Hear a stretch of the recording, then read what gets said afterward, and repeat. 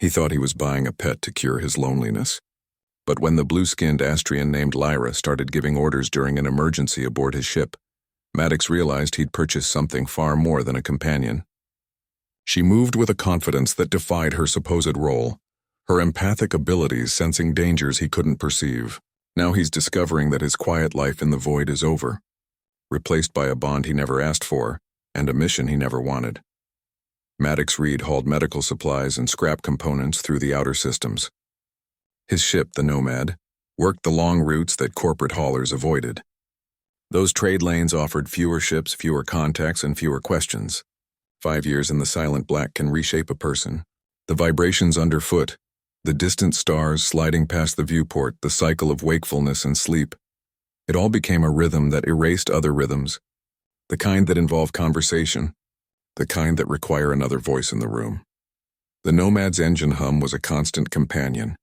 At first it was a sound. After a few years it became a voice. He'd find himself talking to it, commenting on a star chart or a sensor reading. He stopped one day mid-sentence, his own words echoing back at him in the empty cabin. The sound of his voice had become a foreign thing. That's when the silence began to change. It wasn't empty anymore. It became a weight, a physical pressure against his ribs during the long jumps between systems. It sat on his chest while he tried to sleep. It waited for him when he woke. He knew the risks. Every spacer does. The research is clear. The brain needs stimuli it cannot provide for itself. Prolonged isolation rewires things. It degrades neural pathways. He could feel it happening, a slight tremble in his hands that wasn't there a year ago, a second of hesitation before making a routine course adjustment. A thought that would fracture before it fully formed. It was a slow, quiet unraveling, the kind you don't notice until you're holding the loose threads. When the Nomad finally docked at Helio Station, the transition was violent. His hands shook on the control yoke. The station lights weren't just bright. They were intrusive. They carved into his eyes. The sounds of other ships, of machinery, of distant conversations. It wasn't noise. It was an assault. He walked through the main concourse like a man wading through water. Every step an effort against a current of overwhelming sensation. His destination was the one place he swore he'd never go. The exotic emporium sat in a quieter sector, its entrance marked by a flickering hollow sign. He wasn't there for companionship. The idea of another presence in his ship felt like an invasion. He was there for a solution, a tool, a biological patch for a psychological wound. He was buying a cure for the quiet madness he could feel chewing at the edges of his mind. The walk to the shop door felt longer than his last jump. Each step was a concession, an admission that he was broken, that he could not fix himself. He pushed the door open. The purchase felt less like a transaction and more like a surrender. He was signing a contract with his own weakness. The shop's atmosphere wrapped around him like a humid blanket. It smelled of hot electronics and something else. A sweet, thick scent he couldn't place, like overripe fruit and damp earth. The air hummed with low-power force fields. A man emerged from behind a curtain of hanging beads. Zen. He moved with a slickness that suggested he knew every corner of the cramped space, his hands gesturing in smooth, practiced arcs. He wore a synthetic silk vest and a smile that stayed firmly on his lips, never touching the rest of his face. His eyes remained cold and calculating, 2 chips of obsidian taking inventory. He didn't ask what Maddox wanted. He seemed to already know. He led him past cages and tanks holding creatures that chittered and glowed, their forms strange and unsettling. Then he stopped before a sealed enclosure. A figure stood inside, a young female Astrian, her skin a pale, cool blue. She watched them with an unnerving stillness. Zen tapped the clear barrier. He began his pitch. Premium model. Prime stock. A special acquisition. He used words like empathically calibrated and behavioral imprinting. He said she was obedient, that she required minimal upkeep. A perfect companion for a long-haul runner. Maddox studied her. The blue skin was smooth, almost opalescent. Delicate, branching patterns of light shifted across her arms and cheeks with each slow breath, like bioluminescent veins. Her eyes held a depth he hadn't expected, an awareness. It wasn't the dull gaze of a conditioned animal. It was sharp, intelligent, observing. Zen saw him looking. He waved a dismissive hand. Advanced programming, he said. Complex stimulus response algorithms. Makes them seem more relatable. The patterns are just a circadian rhythm display, a feature, not a bug. Nothing to concern yourself with. Then they got to the price, 75,000 credits. For 6 months. It was an obscene number. It represented years of frugal living, of skipped port calls, of eating the same protein paste to save a few credits. It was more than the nomad was worth. Zen watched his reaction, that fixed smile never wavering. He slid a data slate across the counter. The contract was long, filled with dense legal jargon. Zen's finger tapped one clause in particular. A no-return stipulation. He emphasized it. Once the transfer is complete, the product is yours for the duration. No refunds, no exchanges, no matter what. He said it once when Maddox first picked up the slate. He said it again as his finger hovered over the signature line. He said it a third time slowly after the transaction was complete. She never made a sound. The enclosure door hissed open and she stepped out, her movements fluid and silent. Her gaze wasn't on Zen or Maddox. It was fixed on some point in the distance, far beyond the shop's cluttered walls.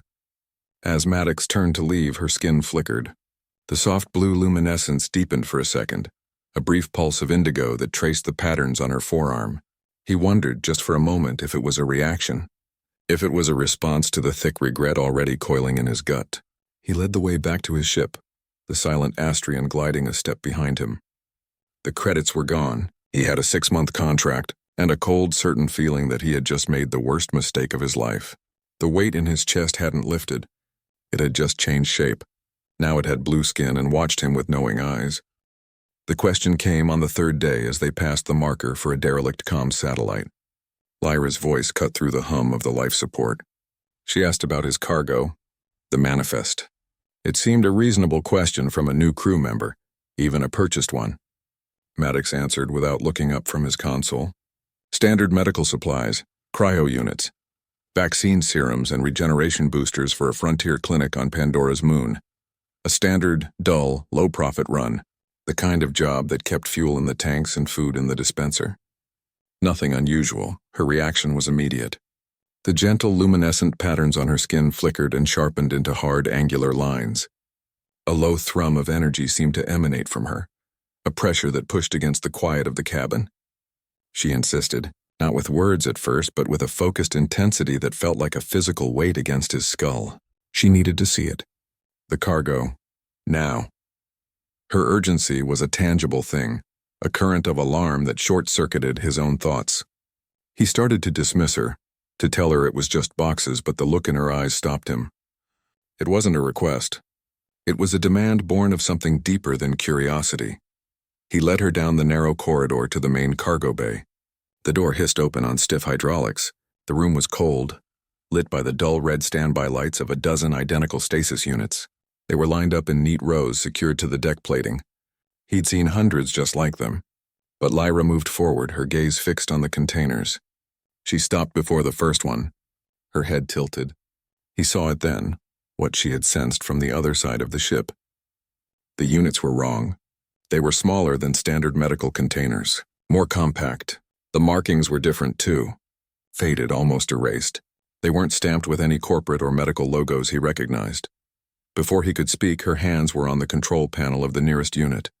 Her fingers flew across the interface, entering a sequence of commands he'd never seen. The code wasn't in any standard operating protocol. It was something else entirely. A series of soft chimes echoed in the bay. The unit's status lights shifted from red to a soft, pulsing blue. The seal around the lid broke with a quiet hiss of equalizing pressure. The heavy lid lifted on silent hinges. Maddox took a step forward. The cold air from the unit washed over him, carrying a faint ozonic scent. Inside, nestled in a web of supportive gel and monitoring leads, was a child. Its skin was the same pale, luminous blue as Lyra's.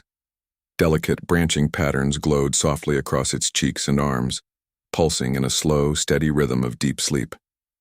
Its eyes were closed. Its features were peaceful. It looked small, fragile. His eyes swept across the bay, to the other 11 identical units. Realization was a cold knot tightening in his stomach. Lyra was already moving to the next container, her hands repeating the code. She opened a second unit, a third. Each one held another Astrian child, each in the same state of suspended animation. Her hands, which had been so steady at the ship's controls, now trembled slightly as she checked the vital signs flashing on a small readout. She touched the cheek of the nearest child, her fingers lingering for a second on its cool skin. She turned to face him.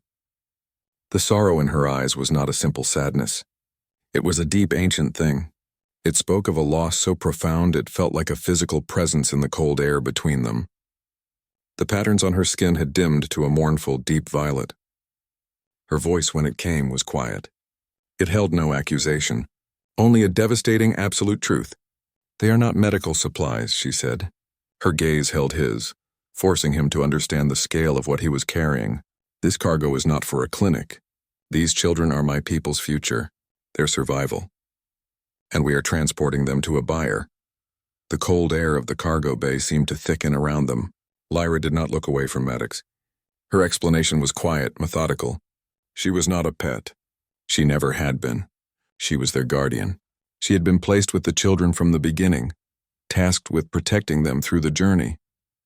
The traffickers had seen her small stature and mistaken it for youth and vulnerability. They thought she was just another child, easier to control if they believed she was a simple, programmable companion. They never considered she might have a will of her own, a mission of her own, so she had let them capture her. She had allowed them to process her, to package her, to put a price on her head. All of it was a calculated play to remain close to the 12 sleeping figures in the stasis pods. To not be separated from the future she was sworn to protect. Her empathic abilities were not a luxury. They were the core of her purpose. The cryo-sleep was not a perfect science even for her people. The children's minds, even in suspension, were active. They dreamed, they felt. Their emotional states could become unstable, their neural pathways fraying under the strain of prolonged isolation. Her presence was a tether, a constant soothing signal broadcast on a frequency only they could feel. She was the anchor that kept their minds from drifting into a sleep from which they could not wake. Without her, the journey would have shattered them long before they reached any destination. The bond she had formed with Maddox was not a choice. It was a tactical necessity. She had sensed his fundamental decency beneath the layers of fatigue and isolation, a core of integrity that had not yet been worn away by the void. She needed a partner, a human face, someone who could operate in the systems the traffickers used, who could move a ship without raising alarms. Her bond with him was a tool, a bridge built out of shared emotional space. It was her way of ensuring his cooperation, of aligning their goals, of turning a paid contract into a genuine alliance. He understood then. The traffickers, for all their planning, had made a critical error. They had underestimated their victim. They saw a small blue female and thought pet. They never saw the strategist, the protector, the fully trained guardian hiding in plain sight. It is a common flaw in such operations. The perpetrators view their cargo as objects, not as people with resources and resolve. Their arrogance creates blind spots. Lyra had simply stepped into the largest one available. Maddox's mind flashed back to Helio Station, to Zen's oily smile. The shopkeeper had known. He knew exactly what he was selling and to whom. The staggering price tag of 75,000 credits suddenly made a brutal kind of sense. It was not for the product. It was for the documentation. A legally binding, exorbitantly expensive contract created a perfect shield. It made the transaction look legitimate. It provided plausible deniability for everyone involved. If anyone ever questioned it, they could point to the paperwork. A lonely spacer buying a high-end companion, a simple business deal. Nothing to see here, and his ship. The choice of the nomad was not random chance. Lyra confirmed it.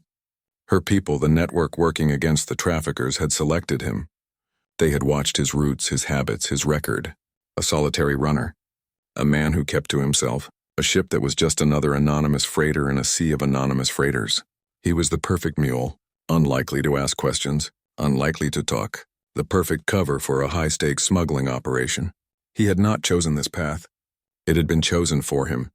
Every step, from his walk into the Emporium to the signature on the contract, had been orchestrated by forces he never knew were watching. The cure for his loneliness had been a carefully laid trap, and he had walked into it with his eyes wide shut. Lyra did not describe the bond in romantic terms. She explained it as a physiological process. For her people, connections formed through sustained proximity and shared emotional states. It is a resonance. Two neural patterns finding a compatible frequency and locking into sync. The bond was not static. It was a living thing. It grew, it changed. Each crisis they faced together, the asteroid field, the confrontation in the cargo bay, acted like a forge. Each shared moment of fear or determination hammered the connection tighter, welding their separate consciousnesses into a more integrated whole. The stress did not break the bond. It tempered it. She could feel the turmoil inside him. His hesitation was a cold knot in the pit of his own stomach that she also felt. His moral conflict over the children sent sharp, discordant signals across the connection. She sensed his deep-seated instinct to protect the vulnerable warring with the stark reality of his situation. He was now an accomplice to interstellar kidnapping, his ship a prison transport. She did not judge these feelings.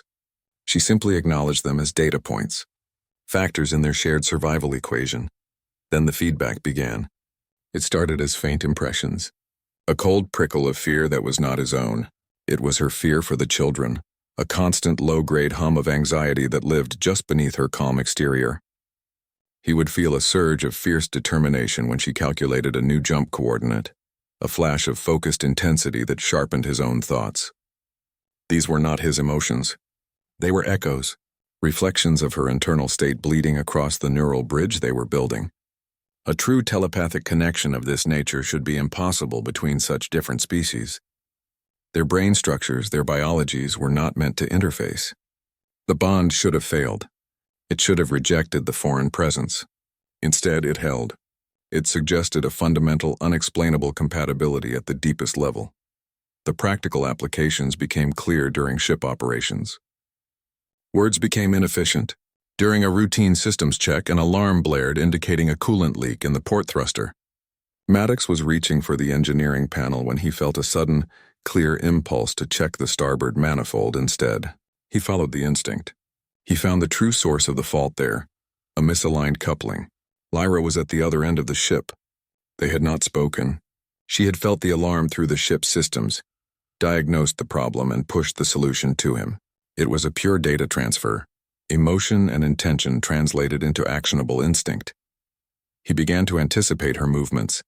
During an evasive maneuver, he would adjust the ship's pitch a fraction of a second before she sent the command. He knew where she would be, what console she would approach. It was like dancing with a partner whose next step you already knew. The bond worked in both directions. He could feel her mind working. He sensed the constant, rapid calculations happening in the back of his own mind. Trajectory projections, fuel consumption rates, threat assessments. It was her mental process, but he experienced it as a background hum of focused intelligence. She could sense threats on a different level. Her empathy acted as an early warning system. She would grow still, her skin pattern shifting to a cautious yellow, moments before the ship's scanners picked up an unidentified vessel on long-range sensors. She was feeling the faint emotional signature of the crew long before they were a visual or sensor contact. What had begun as a business arrangement, a transaction of credits for a perceived service, was undergoing a fundamental shift. The contract was paper. The financial transaction was a memory. This was something else entirely. It was a gradual, inexorable weaving together of two separate beings, a human and an Astrian, a shared consciousness built not on agreement, but on shared survival. The line between his thoughts and hers began to blur at the edges. The bond was no longer a tool. It was becoming the foundation of everything. The comms panel chimed with an incoming priority signal as they skirted the edge of a derelict mining belt. The identifier flashed with Coalition Authority codes. Maddox accepted the link. The face that materialized on the screen wore a Coalition officer's uniform, but something felt off. The insignia was slightly outdated. The man's smile was too wide, his eyes too still. He introduced himself as Officer Jax. His voice had the practiced smoothness of a career bureaucrat, but it lacked the flat, procedural tone Maddox associated with official traffic. Jax offered a contract, a high-priority transport run to Pandora's moon. The pay was triple the standard rate for a cargo of mining equipment. The coordinates for pickup and drop-off flashed on a data slate he held up to the cam. Maddox's blood went cold. The coordinates were an exact match for the route Lyra had plotted hours earlier. The route, she said, would take them to a safe haven for the children. Jax emphasized the need for absolute discretion. This was an off-book operation, he said, a sensitive matter for the mining guild. Payment would be in unmarked credit chips delivered upon completion. No records. No questions. Maddox felt the shift in the cabin's atmosphere before he saw it. A wave of cold tension washed over from where Lyra stood. He glanced at her. The patterns on her skin, usually a soft, shifting blue, had darkened to a murky, swirling gray. Her posture was rigid. Her focus was locked on the comm screen. She was not just listening. She was reading the man on the other end of the transmission, reading the emotional signature beneath the polished words. Jax continued. He mentioned that the cargo was of a delicate nature. He used a specific phrase. Asset recovery. The words were bland, bureaucratic. But the moment they left his lips, the gray patterns on Lyra's skin flashed with a sharp, angry crimson. Her hands clenched into fists at her sides. Her emotional state slammed into Maddox through their bond, a cold, focused rage edged with a piercing fear. She was not just reacting to the words. She was reacting to the man behind them. Maddox understood. This was a classic play. Mining operations, with their remote locations and high-value resources, provided perfect cover for other activities. The isolation made monitoring difficult. The legitimate traffic of ore and equipment offered a convincing smokescreen for moving contraband. Corrupt officials and private factions used them all the time. The offer itself was the biggest red flag. Triple rates for a simple equipment haul, payment off the books, a demand for secrecy. It was a lure designed for desperate or greedy captains, a lure he might have taken a year ago, when the credits looked better than the risk. Lyra's voice was a low whisper in his mind. A thought pushed across their bond so clearly it felt like his own. Vanguard. The word carried with it a jumble of associated images and feelings. A splinter faction, corrupt, working with the traffickers, a group that believed Astrians should be assimilated, their culture erased, their children redistributed. Officer Jax was not coalition. He was Vanguard. His uniform was a costume. His offer was a lie. The mining equipment did not exist. The offer was not a job.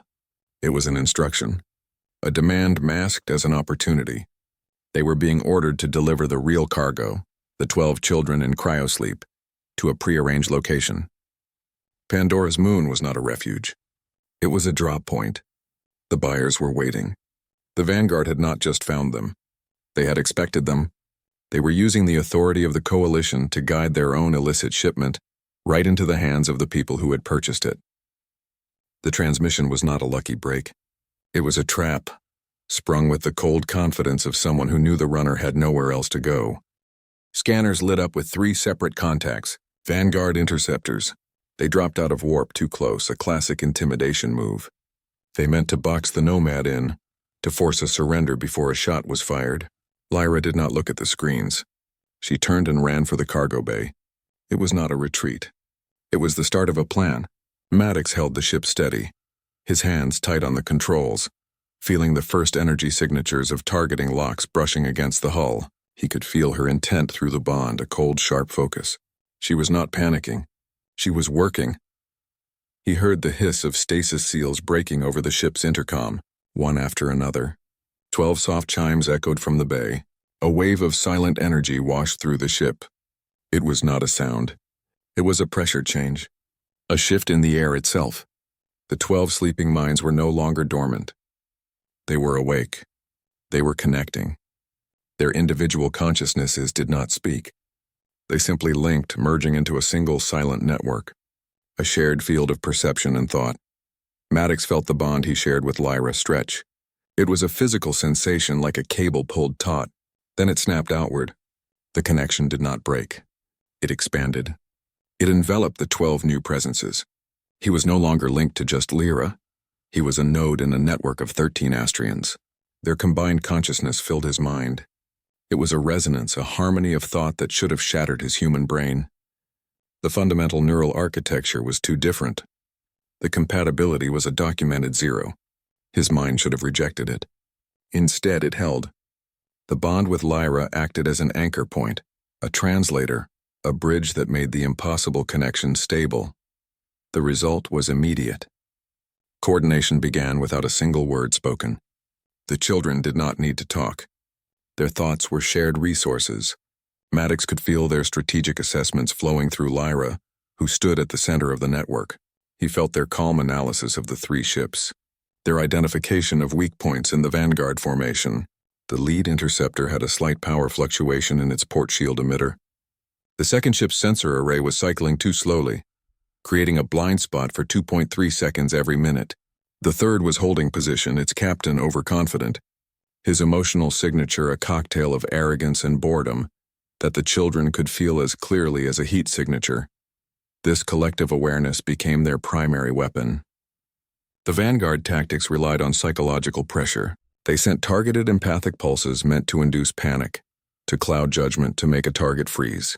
These attacks hit the network and dissipated. The children's combined empathy created a shield.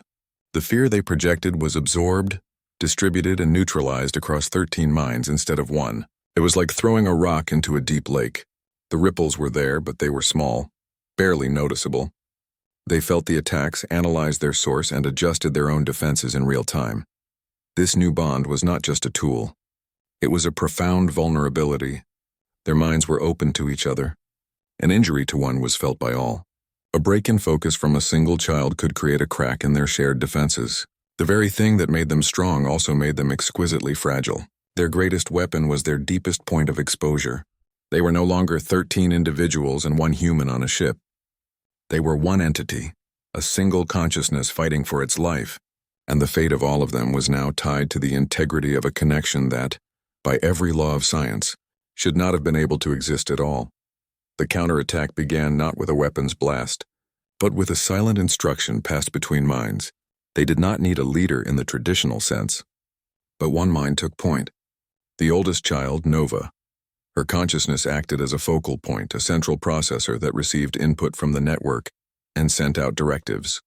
Maddox could feel her thoughts moving through his own, cool and methodical. She did not issue orders. She suggested vectors, identified priorities, allocated resources. Her strategic mind was a stark contrast to her small form.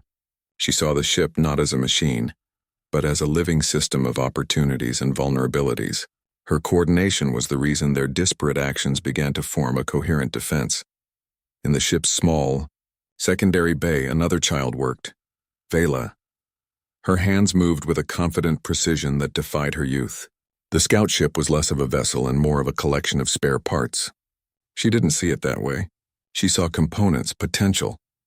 She pulled panels from the walls, rerouted power conduits from non-essential systems, and cannibalized equipment from the cargo hold. A medical diagnostic array became a power source. A communications relay provided the emitter array. She was building something new from the pieces of the old. She was not following a manual. She was improvising, her actions guided by an intuitive understanding of energy and resonance that felt like a physical thing through the bond. The sonic disruptors she built would not punch holes in a hull. They were designed for a different kind of target. They would target the neurological systems of the Vanguard pilots, scrambling their focus, turning their own senses against them. These improvised tools were deployed by children who had never held a weapon. They did not need to. They used the ship itself. Their small size, which had made them targets for the traffickers, became their greatest tactical advantage. They slipped into maintenance tunnels and access conduits that an adult could not navigate. They moved through the walls of the ship like ghosts, appearing at key points to set their traps and then vanishing back into the metal arteries of the Nomad. They used the chaotic energy of the asteroid field, its interference and radiation, to mask their movements and the energy signatures of their activities.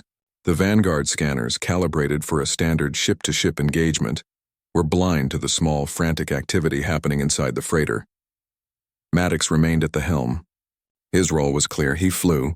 His hands on the controls were an extension of the network. He did not need Lyra to shout instructions. He felt them, a subtle pressure in his mind to roll the ship to port, a sudden clear impulse to cut main engines and drift on momentum. He was not flying alone. He was the muscle, the physical instrument through which the network's collective will was expressed.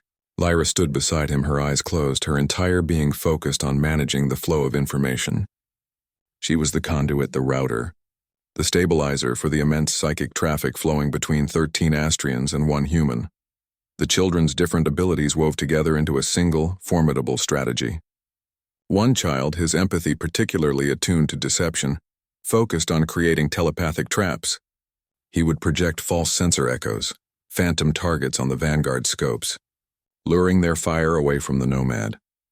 Another, with a gift for precise kinetic control, would trigger Vela's sonic devices at the exact moment a Vanguard ship was most vulnerable. There was no division between thought and action. A plan formed in the network and was executed almost simultaneously. The initial desperate escape was over. It had evolved. Under the pressure of the attack under Nova's calm direction, their flight had transformed. They were no longer just running. They were fighting back. They were using their enemy's expectations against them, turning their own ship into a weapon they never knew they had. The hunted were becoming the hunters, and their cohesion was their deadliest asset. Lyra's voice was a calm point in the growing storm of Vanguard transmissions. She looked from the attacking ships to the scarred gray sphere of Pandora's moon growing in the viewport. She told him to hold their position. The moon was not just a rock. It was a reliquary, a place of immense and ancient significance. Buried beneath its barren surface were structures built by the first Astrians to travel the stars. Their technology did not rely on circuitry and wires. It worked on principles of resonance and thought. Among the ruins was a single crucial artifact, a telepathic beacon, a device designed to send a signal across impossible distances, a signal that traveled not through space, but through the shared consciousness of their people. She turned her attention inward, to the network of minds connected to hers. Her instructions were not spoken. They were shared, a single clear objective. The 12 children fell silent within the bond. Their individual thoughts, their fears, their calculations, they all stilled.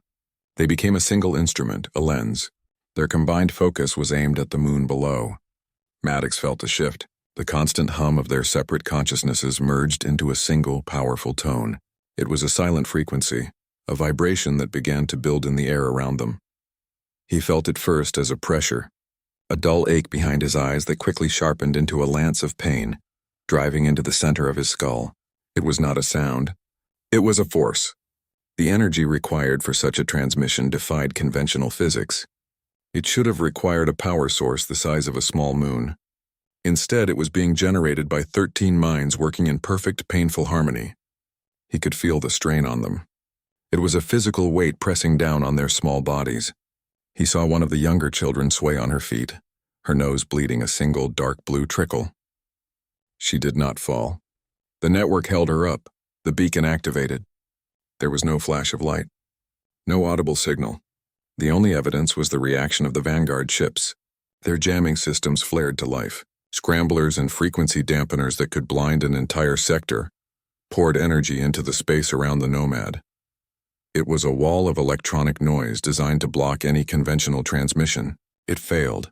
The beacon's signal was not electromagnetic. It was psychic. It passed through the jamming field as if it weren't even there. The signal was simple. A pulse of pure information containing their exact coordinates and a single repeating emotional state. Emergency. A cry for help sent directly into the minds of every Astrian within its immense range. The response was not a sound. It was a shift in the fabric of the bond. A new presence. Distant but approaching fast. A wave of acknowledgement and confirmation. A calculation of arrival time formed in his mind.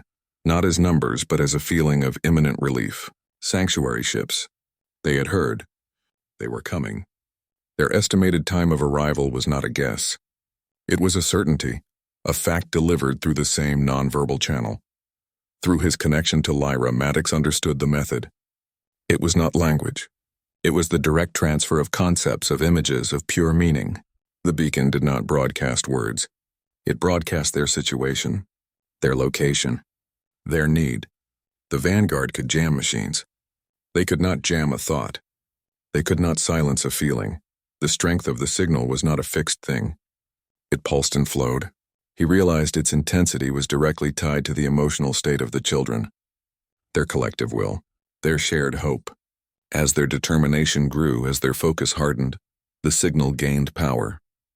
Their hope was not an abstract concept. It was fuel. It was a quantifiable energy source that amplified the ancient technology. The beacon's strength was a direct measure of their refusal to surrender.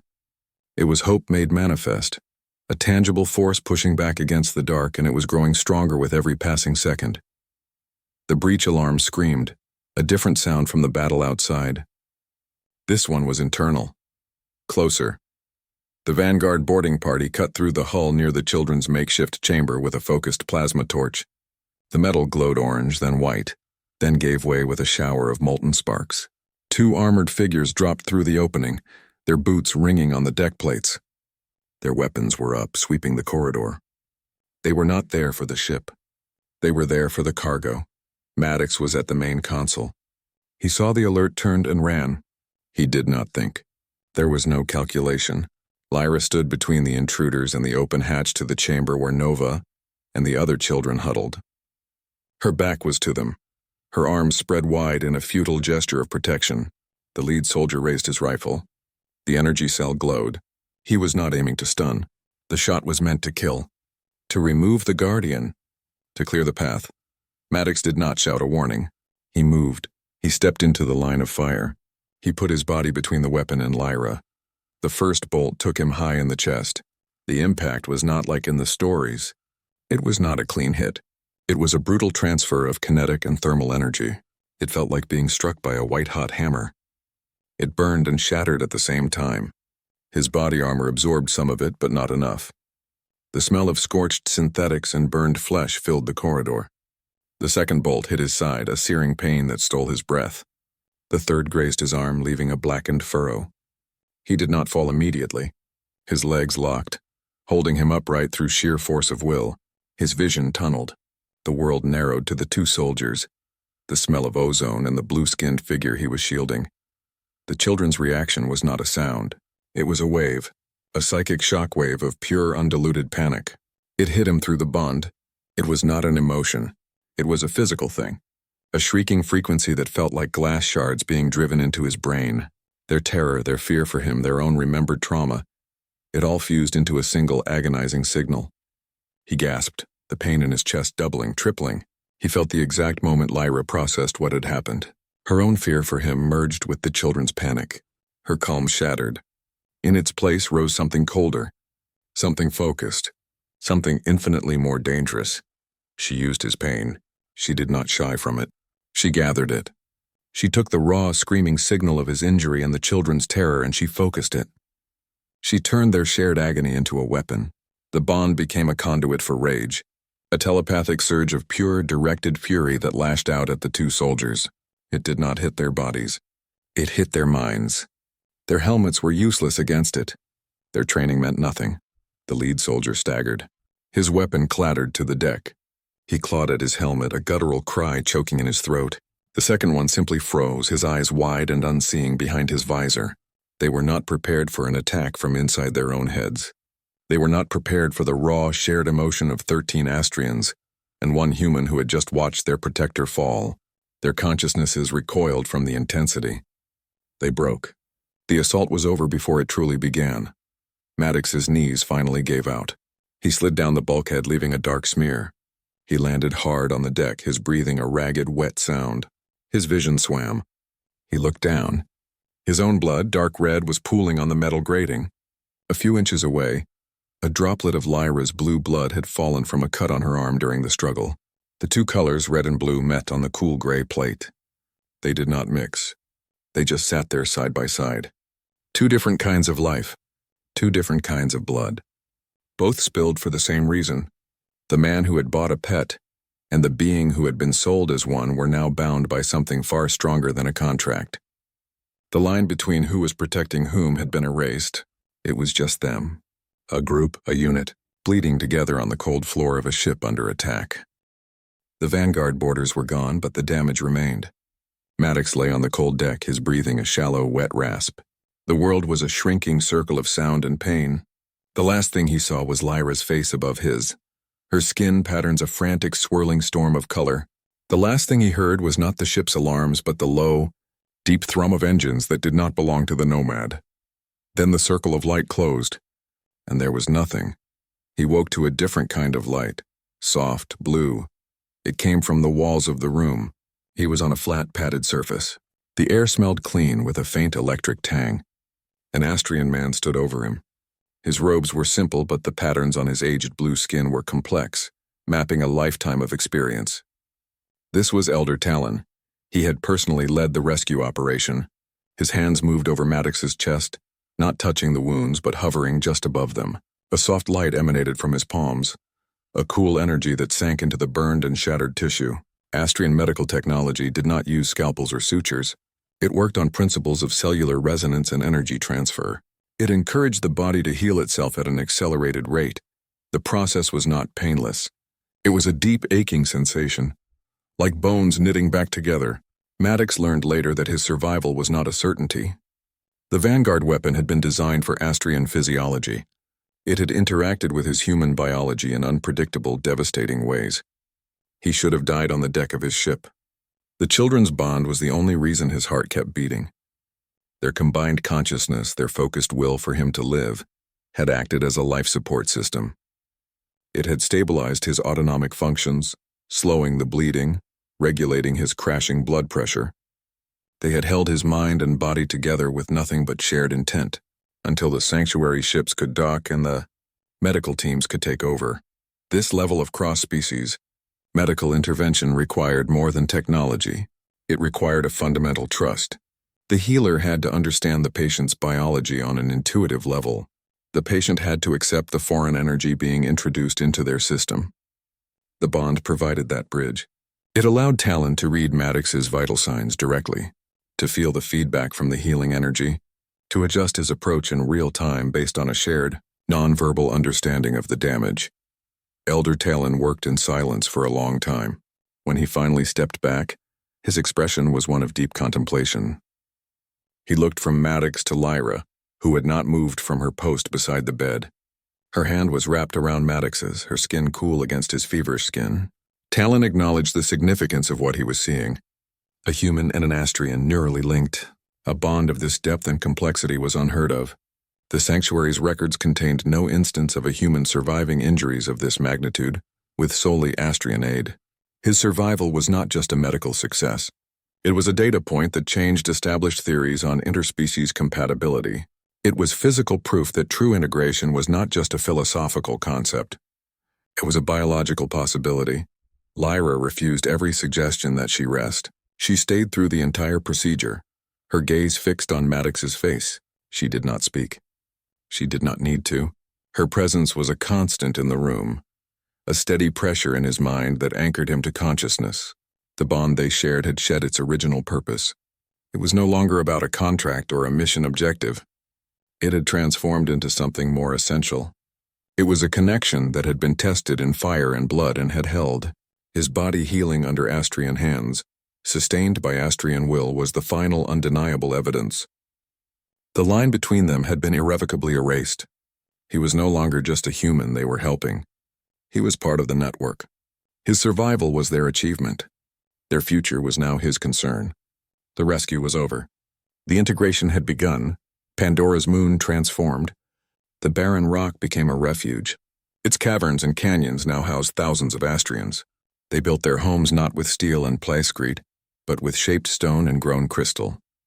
The air hummed with a low frequency of communal thought, a network of quiet connection. The sanctuary was a living thing, a testament to survival. It grew day by day. Coalition ships began to appear in the system. Not warships, diplomats. Their hulls were smooth and polished, their approach cautious. They requested permission to dock. Treaty talks began in a chamber carved from the moon's own rock. Astrian elders sat across from coalition representatives. The table between them was a slab of black obsidian. The discussions were slow, careful. They dealt with sovereignty, with trade rights, with the legal status of a people who communicated through empathy as much as speech. The goal was an alliance, a formal structure that would protect the Astrian way of life while finding a place for them within the larger galactic community. It was a delicate balance. Maddox's presence became a recurring point of reference in those talks. His recovery was not a secret. It was a fact. A human, saved by Astrian medicine, sustained by an Astrian bond. He became a symbol, a living example that cooperation was not just possible but powerful. He was proof that the two species were not inherently incompatible. His survival was a quiet argument against fear and isolationism. It was a story that diplomats on both sides could point to when negotiations grew tense. Elder Talon recognized this. He brought Maddox before the full Sanctuary Council. He did not introduce him as a guest or an honorary member. He named him an equal partner. His voice was firm. He stated that Maddox's actions, his sacrifice, had earned him a voice in their future. This was a significant shift. It challenged long-held Astrian traditions about outsiders. It was a practical decision, acknowledging that their survival now involved others. This kind of symbolic act often paves the way for larger political change.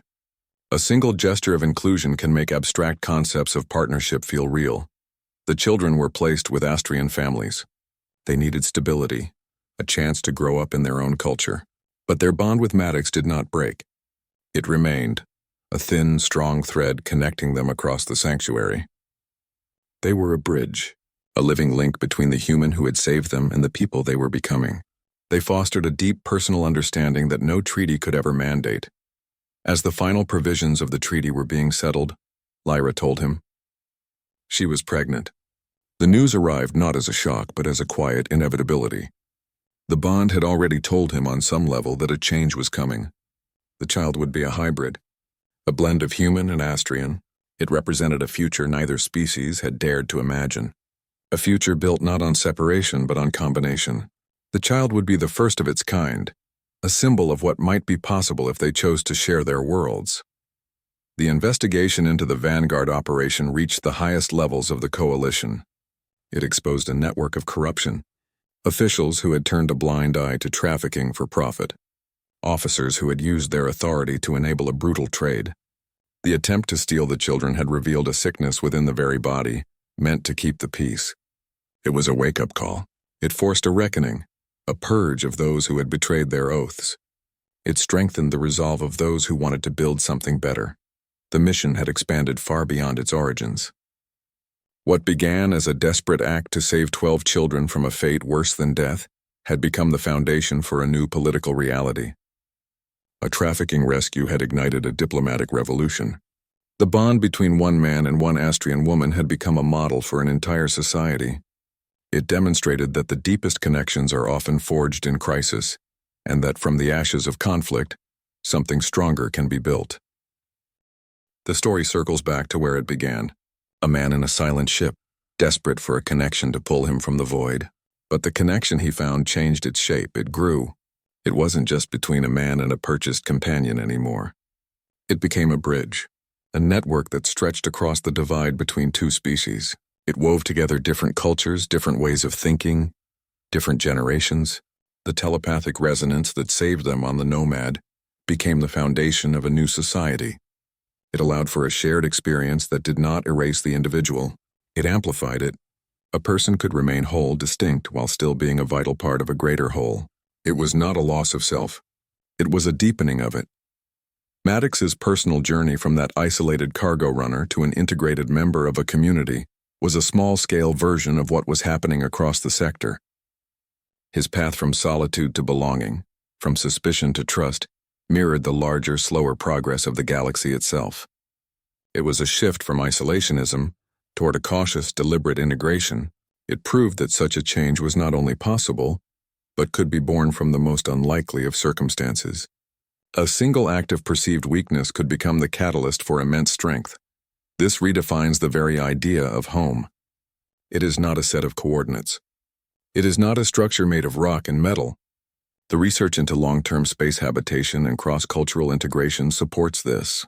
Home is the network of connections that sustain you.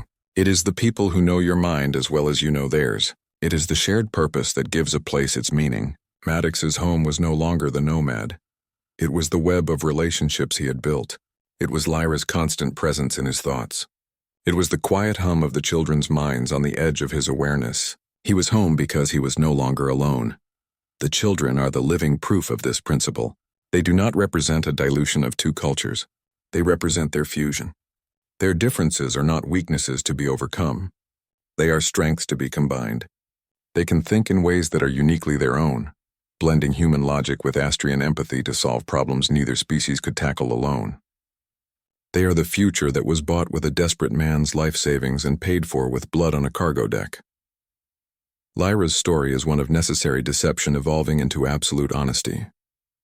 The lies she told to survive, the role she played to stay with the children were layers she shed one by one under the pressure of shared crisis.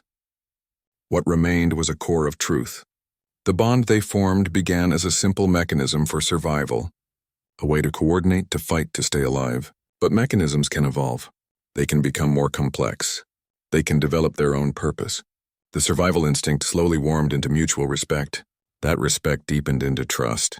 And that trust, tested and proven under fire, eventually became something else. It became love. It was not a sudden revelation. It was a gradual realization, like a star coming into focus after a long jump. The dynamic between them completed its transformation. The master and pet roles assigned to them in a shop on Helio Station were forgotten costumes. They became partners, equals. They made decisions together. They raised a family together. They built a future together. The weight of responsibility was shared. The joy of their children's successes was shared. The contract was void. The credits were spent. But what was bought with that money was somehow earned through action and sacrifice. What was sold as a simple service was transformed, through necessity and choice, into a shared life. The transaction was over. The partnership was just beginning.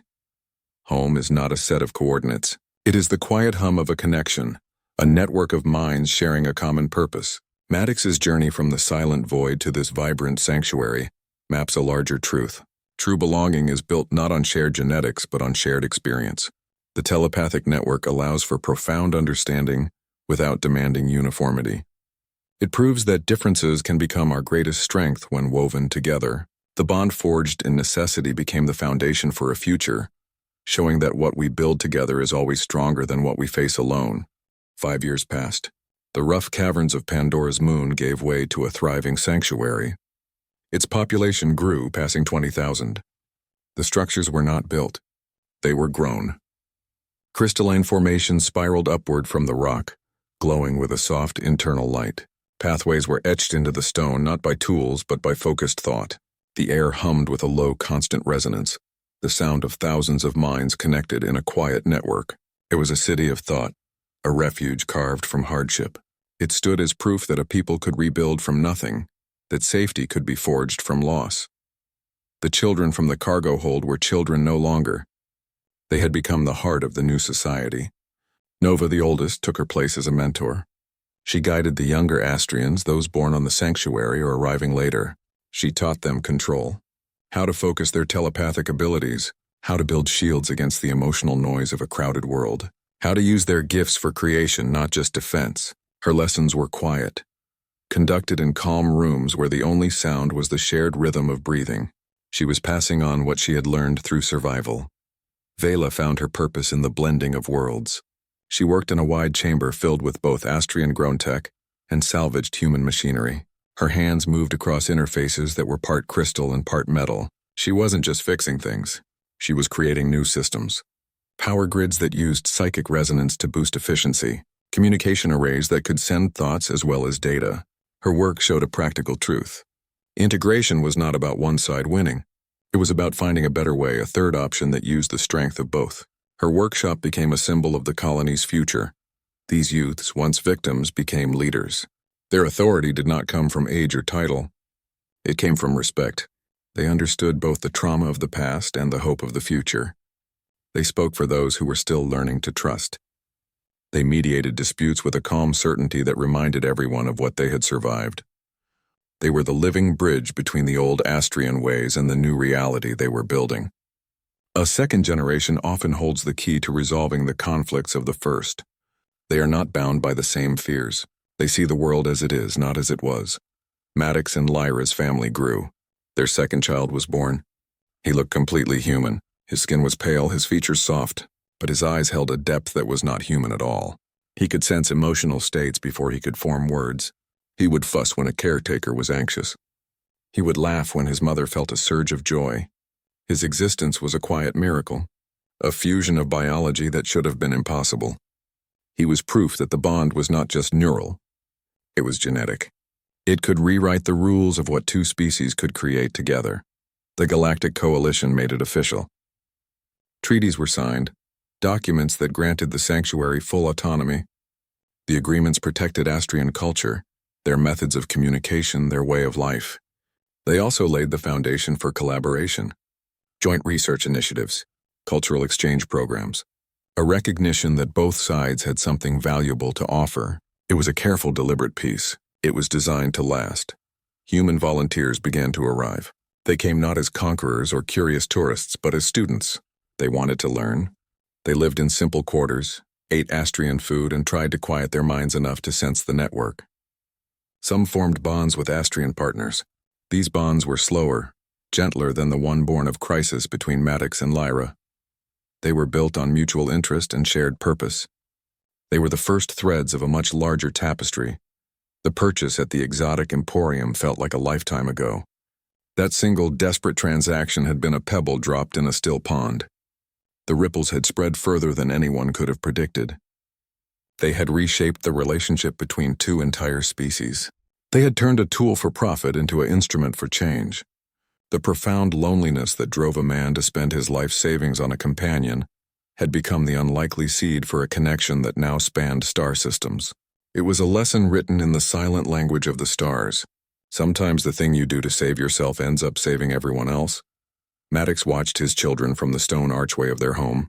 The two sons of Pandora cast long, intertwined shadows across the courtyard. The younger one, the boy with human features, was trying to shape a bit of glowing crystal with his mind. His brow was furrowed in concentration. The girl, slightly older, her skin the same pale blue as her mother's, watched him. She did not offer help with her hands. She projected a feeling of calm focus. The boy's frustrated frown smoothed away. His hand steadied. The crystal began to pulse in rhythm with his breathing. They were not just siblings. They were partners in a silent conversation Maddox could only observe. His bond with Lyra was no longer a tether or a tool. It had settled into something deeper, a quiet hum in the back of his mind, a constant, comfortable awareness of her presence. The initial pull of necessity and shared danger had been replaced by a simpler connection. They could work in different parts of the settlement for hours, yet he would know the moment her mood shifted from focus to concern. He would feel a wave of contentment from her when a problem was solved. Their communication had moved beyond words, beyond even the deliberate sending of thoughts. It was a shared state of being, a technology of the self that no machine could ever hope to replicate. Their children's abilities were something else entirely. They were not just a blend of human and Astrian traits. They were something new. The girl could form a telepathic link with a full-blooded Astrian elder to discuss complex physics, then turn and project a simple, comforting feeling to a human child who had scraped his knee. Her range and control were instinctive. They surpassed what was typical for her mother's people. It was as if the combination of two different neural architectures had not created conflict, but synergy, a biological advantage that made the whole greater than the sum of its parts. This phenomenon was not lost on the researchers. They saw in these children a living example of a theoretical principle. The merging of two distinct genetic lines had not diluted their capabilities. It had amplified them. It suggested that the mind, like the body, could benefit from the introduction of new patterns, new ways of processing the world. Their existence was a quiet revolution. It challenged every assumption about the limits of interspecies collaboration. The Astrian telepathic network, once a closed system for a people in hiding, had begun to change. A few of the human volunteers, those who had lived on the sanctuary for years, had learned to quiet their minds enough to sense its edges. They could not send complex thoughts. They could not participate in the deep discussions, but they could feel the general emotional tone of the community.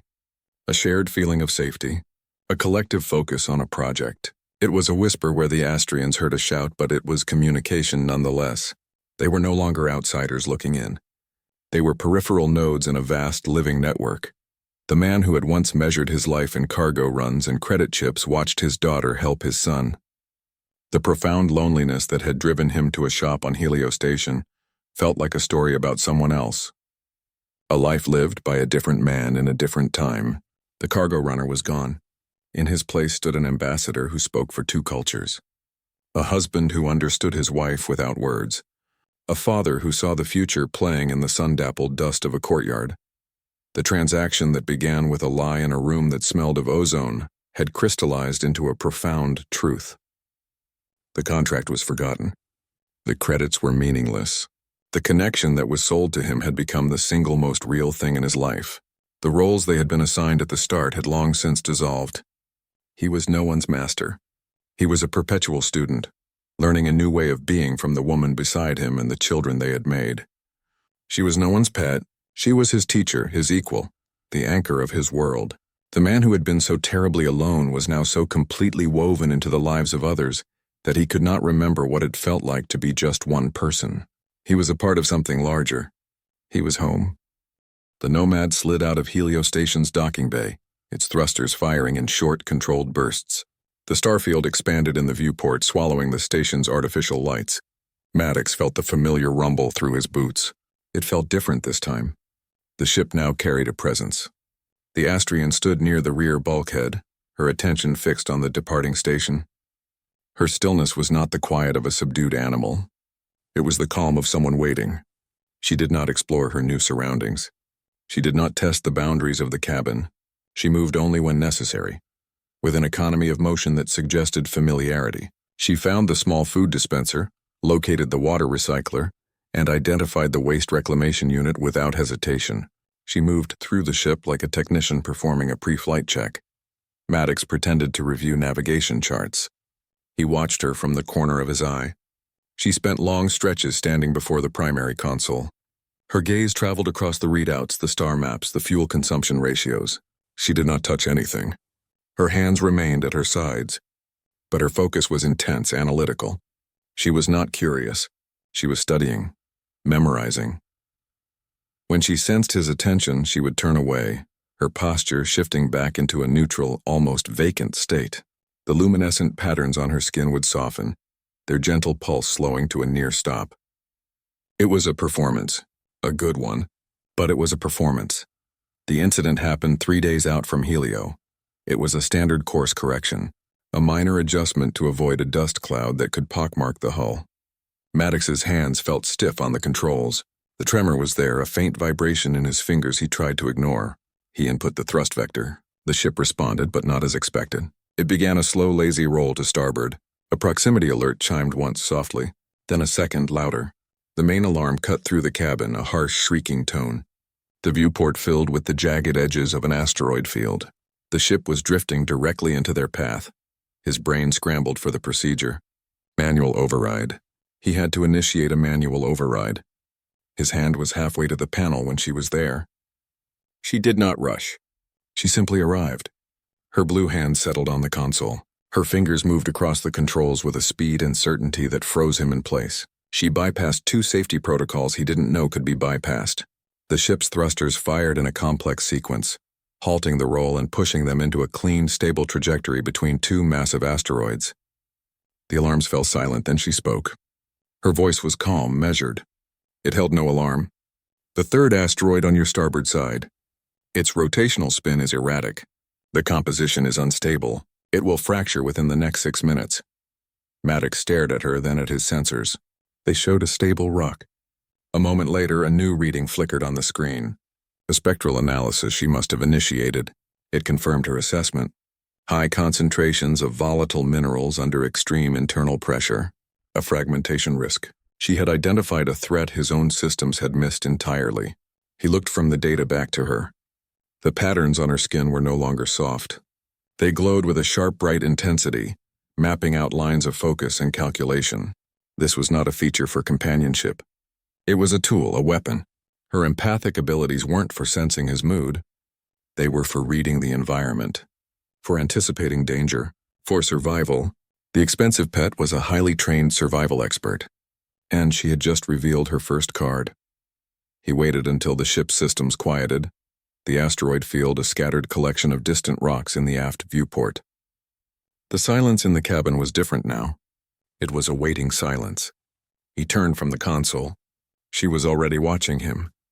The change was immediate and absolute. The slight slump in her shoulders was gone. The downcast eyes had lifted. She stood with her spine straight, her chin level. Her hands hung loose at her sides, not clasped in front of her like a servant. This was not the creature from the shop. This was someone else entirely. Her gaze was direct, assessing. The performance was over. He didn't ask what she was. He asked what had just happened. Her voice was clear, without the hesitant tone she'd used before. She told him her name was Lyra. She explained that his assumptions were wrong. He had been thinking in human terms. Astrians do not keep pets. The concept is alien to them. They form bonds, deep neural connections built on mutual need and emotional resonance. The contract he signed with Zen was not a bill of sale. It was a partnership agreement, written in a legal code he couldn't read for a duration of 6 lunar cycles. He hadn't purchased a companion. He had acquired a partner. She had felt his emotional state from the moment he entered the Emporium. His loneliness was a constant low-frequency hum. His fear of the silence was a sharp metallic taste at the edge of her perception. His intentions, his hesitation, his deep-seated need for a solution that didn't involve another person. She had read it all. Her empathic senses were not a parlor trick. They were her primary method of understanding the world. For a species that communicates through emotional states as much as words, such an ability would be fundamental. It would shape their entire society, creating structures built on profound mutual understanding rather than hierarchical power. She had been monitoring him since they left the station, learning his rhythms, his stress points, the texture of his mind. She knew his instability with the controls was not incompetence. It was fatigue. It was isolation. It was a mind fraying at the edges from too much silence. He realized then that her previous behavior had been a careful act. She had been humoring him, playing the role of the docile, purchased being until the moment her skills became necessary for survival. Her compliance had been strategic, a way to observe him without raising alarms. The patterns on her skin were not a circadian display. They were a real-time reflection of his own emotional output.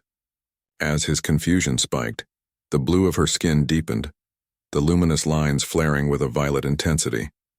When his fear spiked during the asteroid incident, they had flashed a brief urgent orange. The bond was not one way. She confirmed it. When she felt the first jolt of his panic at the controls, she had pushed a wave of calm back toward him. A focused emotional projection meant to steady his hand, to clear the fog of alarm. It hadn't worked completely.